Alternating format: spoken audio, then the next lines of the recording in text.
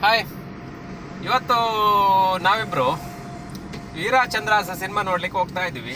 ನಮ್ಮ ಇಲ್ಲಿ ಕೋಟೇಶ್ವರದಲ್ಲಿ ನೋಡ್ಬೇಕು ಒಂದು ವೀರಚಂದ್ರಾಸ ಹೇಗೆ ಸಿನಿಮಾ ಮಾಡಿದ್ರು ಅಂತೇಳಿ ನಮ್ಮ ಬಸ್ರೂರವರು, ರವಿ ಬಸ್ರೂರವರು. ಯಾಕಂದ್ರೆ ಈಗ ರಂಗಸ್ಥಳದಲ್ಲಿ ಇರುವಂಥ ಯಕ್ಷಗಾನನ್ನ ನಮ್ಮ ಬೆಳ್ಳಿ ಪರದೆ ಮೇಲೆ ಹೆಂಗೆ ತಂದಿದ್ರಂತ ಒಂದು ಕ್ಯೂರಿಯಾಸಿಟಿ ಇದೆ ನಮಗೂ ಕೂಡ. ನೋಡ್ಬೇಕು ನಾವು ಹೇಗೆ ಬಂದಿದೆ ಏನು ಅಂತ.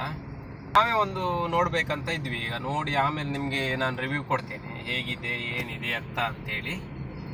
ನೋಡುವ, ನೋಡಿ ನಮಗೆ ನಿಮ್ಗೆ ಮತ್ತೆ ರಿವ್ಯೂ ಕೊಡ್ತೇನೆ. ಬಾಯ್.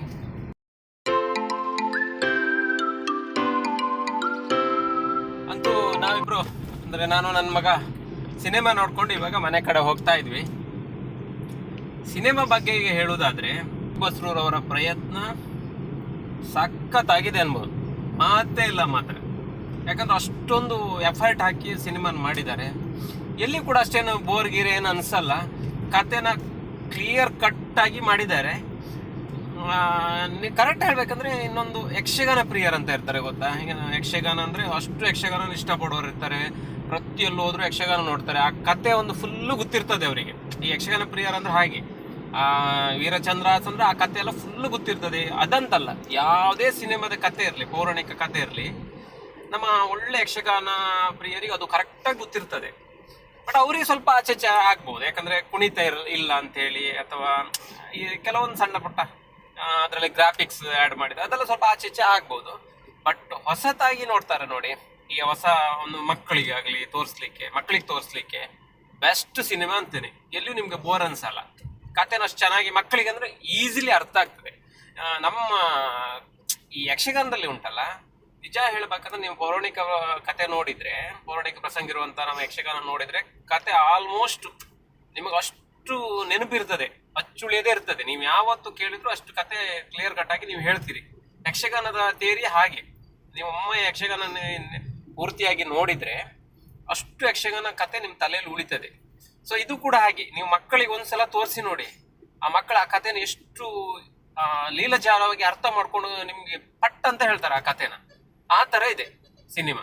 ನಿಜ ಹೇಳ್ಬೇಕು, ನಂಗೆ ಇಷ್ಟ ಆಯ್ತು. ಈಗ ನನ್ನ ಮಗನ ಕರ್ಕೊಂಡು ನನ್ನ ಮಗನ ಹತ್ರ ಕೇಳಿದೆ, ಅವನಿಗೆ ಕೂಡ ಹೇಳ್ತಾನೆ, ನಂಗೆ ಚೆನ್ನಾಗಿದೆ ಪಾಪ, ಕರೆಕ್ಟಾಗಿ ಅರ್ಥ ಆಯ್ತು ನನಗೆ ಅಂತ ಹೇಳ್ತಾನೆ.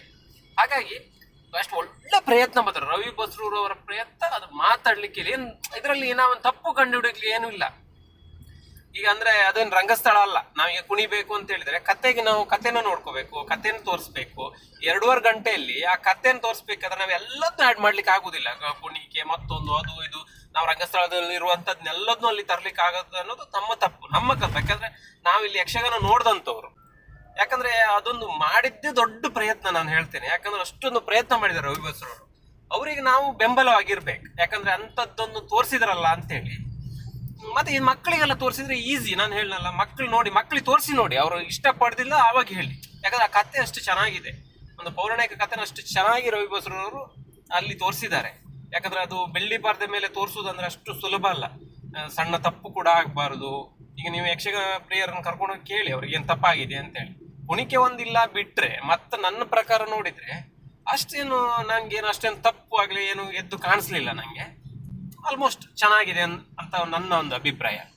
ಅಂದ್ರೆ ಈಗ ರವಿ ಬಸ್ರವ್ರ ಪ್ರಯತ್ನಕ್ಕೆ ನಾವು ಹೇಳಿದ್ನಲ್ಲ, ನೆಕ್ಸ್ಟ್ ಅವ್ರು 2ನೇ ಪಾರ್ಟ್ ಮಾಡುವಾಗ ಅದ್ರಲ್ಲಿ ಏನ್ ತಪ್ಪಾಗಿದೆ ಅಂತ ಅವ್ರಿಗೆ ಆಲ್ಮೋಸ್ಟ್ ಈಗ ಗೊತ್ತಾಗಿರ್ತದೆ. ಸಣ್ಣ ಪುಟ್ಟ ತಪ್ಪು ಯಾವ ಸಿನಿಮಾನೇ ಮಾಡ್ಲಿರಿ, ಯಾವ ಸಿನಿಮಾ ಬೇಕಾದ್ರೂ ಮಾಡ್ಲಿ, ಅದ್ರಲ್ಲಿ ತಪ್ಪು ಆಗಿಯೇ ಆಗ್ತದೆ. ಈ ಯಕ್ಷಗಾನ ಅನ್ನೋದು ಒಂದು ದೊಡ್ಡ ಕಾನ್ಸೆಪ್ಟ್. ಅದು ನಿಜವಾಗ್ಲೂ ಅವ್ರು ತಂದಿದ್ದೇ ಒಂದು ವಿಚಿತ್ರ ಅನಿಸ್ತದೆ. ಯಾಕಂದ್ರೆ ರಂಗಸ್ಥಳದಲ್ಲಿ ಇರೋದು. ರಂಗಸ್ಥಳರಿಗೆ ಅಂದ್ರೆ ಕೆಲವು ಮೊದಲೆಲ್ಲ ಬೆಳಿಗಿನ ತನಕ ಇರುವ ಒಂದು ಯಕ್ಷಗಾನನ್ನ ನೀವು 2.5 ಗಂಟೆಯಲ್ಲಿ ತೋರಿಸ್ಬೇಕಂದ್ರೆ ಅವ್ರು ಎಷ್ಟು ಪ್ರಯತ್ನ ಪಡಬೇಕು ಅದನ್ನ. ಹಾಗಾಗಿ ಅದು ತಪ್ಪು ಹುಡುಕೋದು ತಪ್ಪು. ಆದ್ರೆ ಅವ್ರಿಗೆ ಗೊತ್ತಿರ್ತದೆ. ಇವಾಗ ಆಲ್ಮೋಸ್ಟ್ ಕೆಲವು ಅನುಭವಿಸ್ತಾರಲ್ಲ, ಅವ್ರಿಗೆ ಹೇಳಿರ್ತಾರೆ. ಈಗ ರವಿ ಬಸ್ರವ್ರಿಗೆ ಇಂಥದ್ದು ನೀವು ಬೇಕಿತ್ತು, ಇಂಥದ್ದು ಸ್ವಲ್ಪ ಮಾಡ್ಬೇಕಿತ್ತು. ಅವ್ರು 2ನೇ ಭಾಗದಲ್ಲಿ ನಿಜವಾಗ್ಲೂ ಮಾಡ್ತಾರೆಂಬ ನಮ್ಮ ಒಂದು ನಿರೀಕ್ಷೆ ಇದೆ. ಅದು ಮಾಡ್ಲಿ. ಇನ್ನೊಂದನೇದಾಗಿ ಹೇಳಿದ್ನಲ್ಲ, ಒಂದು ಯಕ್ಷಾಭಿಮಾನಿಗಳು ಅಥವಾ ಯಕ್ಷಗಾನ ಮೊದಲಿಂದ ನೋಡಿದವರಿಗೆ ಒಂದು ಸಣ್ಣ ಪುಟ್ಟ ತಪ್ಪನ್ನು ಕಂಡಿಡುವಂತ ಇದಾಗ್ಬೋದು. ಅದು ಬೇರೆ, ಅದು ಸುಧಾರಿಸ್ಕೊಳ್ತಾರೆ ಅವ್ರು ಏನೋ. ಆದ್ರೆ ಇದು ನಮ್ಗೆ ಹೊಸದಾಗಿ ನೋಡ್ತಾರೆ ನೋಡಿ, ಅವ್ರನ್ನ ಆಲ್ಮೋಸ್ಟ್ ಇದು ಅಟ್ರಾಕ್ಷನ್ ಮಾಡ್ತದೆ. ಅವ್ರಿಗೆ ನೆಕ್ಸ್ಟ್ ನೀವು ಯಕ್ಷಗಾನ ಅಂದ್ರೆ ಆಲ್ಮೋಸ್ಟ್ ಅವ್ರು ನೋಡ್ತಾರೆ, ಒಂದು ಅಷ್ಟು ಇಂಟ್ರೆಸ್ಟ್ ಅಲ್ಲಿ ನೋಡ್ತಾರೆ.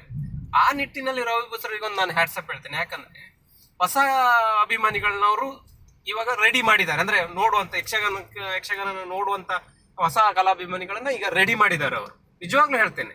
ಯಾಕಂದ್ರೆ ಅಷ್ಟೊಂದು ಇಂಟ್ರೆಸ್ಟ್ ಬರ್ತದೆ ನೋಡುವಾಗ. ಆ ವೇಷಭೂಷಣ ಆಗ್ಲಿ ಮತ್ತೊಂದಾಗ್ಲಿ ಅಷ್ಟು ನೀಟಾಗಿ ಮಾಡಿದ್ದಾರೆ. ಆಮೇಲೆ ನಾನು ಹೇಳಿದ್ನಲ್ಲ, ಇನ್ನೊಂದು ಏನೋ ಹೆಚ್ಚು ಕಡಿಮೆ ಆಗಿದ್ರೆ ಅವರು 2ನೇ ಪಾರ್ಟಲ್ಲಿ ಪರ್ಫೆಕ್ಟ್ ಆಗಿ ಮಾಡ್ತಾರೆ ಎಂಬ ನಮ್ಮ ನಿರೀಕ್ಷೆ ಇದೆ. ಹಾಗಾಗಿ ಮಾಡ್ಲಿ. ನಿಜ ಹೇಳ್ಬೇಕಂದ್ರೆ ಎಲ್ಲರೂ ಈಗ ಈ ಮಕ್ಕಳಿಗೆಲ್ಲ ರಜೆ ಇದೆ, ಹಾಗಾಗಿ ಎಲ್ಲರೂ ಮಕ್ಕಳನ್ನ ಕರ್ಕೊಂಡೋಗಿ ಒಮ್ಮೆ ಸಿನಿಮಾ ತೋರಿಸಿ ಅವ್ರ ಅಭಿಪ್ರಾಯ ಕೇಳಿ. ಅಂದ್ರೆ ಅಷ್ಟು ಚೆನ್ನಾಗಿದೆ. ಆಕ್ಟಿಂಗ್ ಅಲ್ಲಿ ಹೇಳಿದ್ನಲ್ಲ, ಆಕ್ಟಿಂಗ್ ವಿಷಯಕ್ಕೆ ಬಂದ್ರೆ ಶಿವಣ್ಣ ಮತ್ತೆ ಚಂದನ್ ಶೆಟ್ಟಿ ಅವರು, ನಮ್ಮ KGF ಗರುಡ ಅವರೆಲ್ಲ ಒಂದೊಂದು ಇದ್ದೆ, ಅವ್ರದ್ದೆಲ್ಲ 2ನೇ ಪಾರ್ಟಿಗೆ ಬರ್ಬೋದೇನಂತ ನನ್ನ ನಿರೀಕ್ಷೆಯಲ್ಲಿದ್ದೇನೆ ಅಲ್ಲಿ ತೋರಿಸಿದ ಮಟ್ಟಿಗೆ. ಬಟ್ ಅಲ್ಲಿ ಏನೋ ಅವರಿಗೇನು ಅಷ್ಟೊಂದು ದೊಡ್ಡ ಆಕ್ಟಿಂಗ್ ಇದಿಲ್ಲ. ಆಮೇಲೆ ಇದು ಮಾಮೂಲಿ ನಮ್ಮ ಯಕ್ಷಗಾನ ಕಲಾವಿದರನ್ನು ಯೂಸ್ ಮಾಡ್ಕೊಂಡ್ರಲ್ಲಿ ದುಷ್ಟ ಬುದ್ಧಿ ಮಾಡಿದವರು, ಆಮೇಲೆ ಮದನ, ಚಂದ್ರಾಸ ಇವರೆಲ್ಲ ಸಖತ್ತಾಗಿ ಮಾಡಿದ್ದಾರೆ. ಸಖತ್ತಾಗಿ ಅಂದ್ರೆ ಅದು ಕಥೆಯಲ್ಲಿ ಇರುವುದೇ ಅವರು, ಹಾಗಾಗಿ ಜಾಸ್ತಿ ಮುಖ ಅವರದ್ದೇ ಬರ್ತದೆ. ಹಾಗಾಗಿ ನಮ್ಗೆ ಅವ್ರದ್ದು ಮುಖ ಒಂದು ಕರೆಕ್ಟಾಗಿ ನೆನಪಲ್ಲಿ ಇರ್ತದೆ. ದುಷ್ಟ ಬುದ್ಧಿ ಅಂತೂ ಎಕ್ಸಲೆಂಟ್ ಪಾತ್ರ, ಅದು ಮಾತಾಡ್ಲಿಕ್ಕೆ ಇಲ್ಲ. ಯಾಕಂದ್ರೆ ಆ ಮುಖ, ಒಂದು ಮುಖಚಾರೆ ಆಗಲಿ, ಆ ವೇಷಭೂಷಣ ಆಗಲಿ, ಆ ಮಾತಾಗ್ಲಿ, ಆ ಒಂದು ಸಿನಿಮಾ ಸ್ಕ್ರೀನಿಗೆ ಅಂದ್ರೆ ನಮ್ಮ ಬೆಳ್ಳಿತರ ಸ್ಕ್ರೀನಿಗೆ ಭಾರಿ ಒಗ್ಗಿದೆ ಅನಿಸ್ತದೆ ಆ ಒಂದು ದುಷ್ಟ ಬುದ್ಧಿದು. ಮದನ ಅವರು ಒಂದು ಕಾಮಿಡಿ ಅಂದ್ರೆ ತುಂಬಾನೇ ಒಂದು ಮಾತುಗಾರಿಕೆ ಅದೆಲ್ಲ ಸ್ವಲ್ಪ ಅದಕ್ಕೆ ಹಿಡಿಸ್ತದೆ ಅಂದ್ರೆ ಸಿನಿಮಾ ಇದಕ್ಕೆ ಒಂದು ಆಲ್ಮೋಸ್ಟ್ ಒಂದು ಬರ್ತದೆ ಅಂತೇಳಿ ಒಂದು ಅಂದಾಜು, ಓಕೆ ಅಂತ ಹಾಗೆ ಹಿಡಿಸ್ತದೆ, ತೊಂದರೆ ಇಲ್ಲ ಅಂತೇಳಿ. ಮತ್ತೆ ಚಂದ್ರಾಸ ಮಾಮೂಲಿ ಅವರೊಂದು ಹೀರೋ ಪಾತ್ರ ತರಾನೇ ಎಲ್ಲರೂ ಚೆನ್ನಾಗಿ ಆಕ್ಟಿಂಗ್ ಮಾಡಿದ್ದಾರೆ. ನೆಕ್ಸ್ಟ್ ಇನ್ನೂ ಕಲಾವಿದರಿದ್ದಾರೆ 2ನೇ ಪಾತ್ರದಲ್ಲಿ. ಆದಷ್ಟು ಕೆಲವು ಕಲಾವಿದರನ್ನ ಉಪಯೋಗಿಸ್ಕೊಳ್ಳಿ, ಯಕ್ಷಗಾನದಲ್ಲಿ ಇರುವರಂತಾರನೇ ಉಪಯೋಗಿಸಲಿ. ಯಾಕಂದ್ರೆ ಬ್ಯಾಕ್ ಗ್ರೌಂಡ್ ಅಲ್ಲಿ ಕೆಲವು ಕಲಾವಿದರನ್ನ ಉಪಯೋಗಿಸ್ಕೊಂಡಿದ್ದಾರೆ. ಅದ್ಯಾಕೋ ಕೆಲವೊಂದು ಅಷ್ಟೇ ಆಕ್ಟಿವ್ ಆಗಿ ಕಾಣಿಸ್ತಿಲ್ಲ ಅನ್ಸ್ತದೆ ನನಗೆ. ಯಾಕಂದ್ರೆ ನಮ್ಮ ಯಕ್ಷಗಾನ ಕಲಾವಿದ್ರೆ ಆದ್ರೆ ಅವ್ರು ಪರ್ಫೆಕ್ಟ್ ಆಗಿ ಅವರು ಮುಖಚಾರ್ಯ ಆಗ್ಲಿ ಮತ್ತೊಂದಾಗ್ಲಿ ಎಲ್ಲ ಕರೆಕ್ಟ್ ಆಗಿ ಗೊತ್ತಾಗ್ಬಿಡ್ತದೆ ನಮ್ಗೆ. ಹಾಗಾಗಿ ಅದನ್ನು ಸ್ವಲ್ಪ ಒಂಚೂರು ಸುಧಾರಿಸ್ಕೊಂಡು ನೆಕ್ಸ್ಟ್ 2ನೇ ಭಾಗದಲ್ಲಿ ಅವ್ರನ್ನೆಲ್ಲ ಯೂಸ್ ಮಾಡಿಕೊಂಡು ಮಾಡ್ಲಿ ಅನ್ನೋದು ನಮ್ಮ ಒಂದು ಆಶಯ. ಅದು ಮಾಡಬೇಕು. ಯಾಕೆ ಮಾಡಿದ್ರೆ ಒಂದು ನಮ್ಮ ಕಲೆ, ಯಾಕಂದ್ರೆ ಇದು ನಮ್ಮ ಉಡುಪಿ ಮಂಗಳೂರು ಕಡೆ ಎಲ್ಲ ಕರಾವಳಿಯ ಕಲೆ ಅಂತೇಳಿ ಒಂದು ಭಾರಿ ಫೇಮಸ್ ಅದು. ಸೊ ಹಾಗಾಗಿ ಯಕ್ಷಗಾನ ಒಂದು ಬೆಳ್ಳಿತೆರೆ ಮೇಲೆ ಬಂದು ನಮಗೆ ತುಂಬಾ ಸಂತೋಷ.